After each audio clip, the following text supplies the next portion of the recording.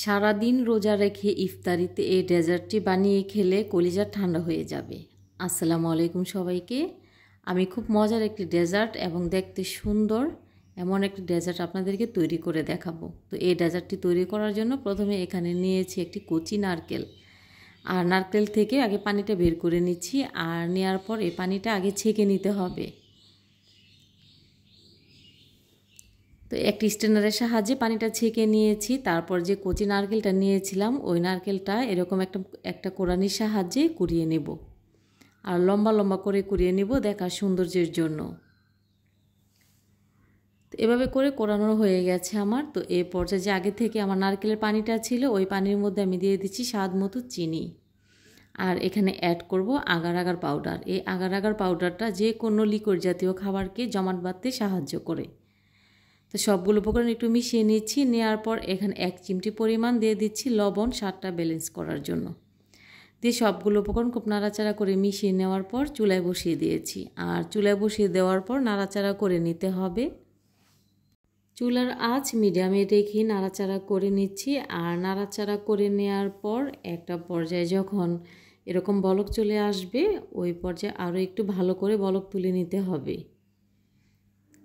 একটু নাড়াচাড়া করে ভালো করে একটু বলক তুলে নিচ্ছিলাম। আর নেয়ার পর যখন ভালো করে হয়ে যাবে ওই পর্যায়ে আমি চুলার আঁচটা অফ করে দেব। আর অফ করে দিয়ে এখানে একটি আমি নিয়েছি ওভেন প্রুফ বাটি। আর এরকম বাটি যদি আপনাদের হাতের কাছে না থাকে সেই ক্ষেত্রে যে কোনো সিলভার বা স্টিলের পাত্র নিতে পারেন। তো আগে থেকে যে কোরানো নারকেলটা নিয়েছিলাম ওই নারকেলটা দিয়েছি, আর পছন্দ মতো এখানে অ্যাড করেছি স্ট্রবেরি। এরপর এখানে ডাবের পানিটা ঢেলে নিচ্ছি। আর ঢেলে নেওয়ার পর চামচের সাহায্যে একটু নাড়াচাড়া করে একটু মিশিয়ে নিয়েছিলাম। আর মিশিয়ে নেওয়ার পর পাতলা করে আমি স্ট্রবেরি কেটে নিয়েছি। আর দেখা সৌন্দর্যের জন্য 4-5টা ওই পাতলা স্ট্রবেরিটা আমি দিয়ে দিচ্ছি। তো এখন আমি সেট করব আবার একটি কাপে। তো কাপেও এই ডেজার্টটি দেখতে অনেকটা সুন্দর লাগবে তাই।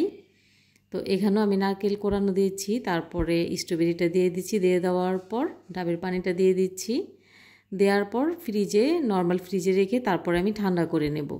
আপনারা চাইলে ফ্যানের নিচে রেখেও এটা ঠান্ডা করে নিতে পারেন। আর ঠান্ডা হলে কিন্তু জমাট বেঁধে যাবে।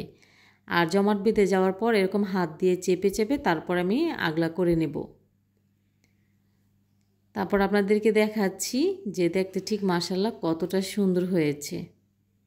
তো এভাবে করে ডেজার্ট আপনারা তৈরি করতে পারেন ইফতারে বা অতিথি আপ্যায়নে বা যে কোনো অনুষ্ঠানে। রেসিপি ভালো লাগলে শেয়ার করার অনুরোধ রইল। আর এই ডেজার্টটা দেখতে মাশাআল্লাহ যতটা সুন্দর, খেতেও ঠিক ততটা ভালো আর পুষ্টিগুণে ভরপুর।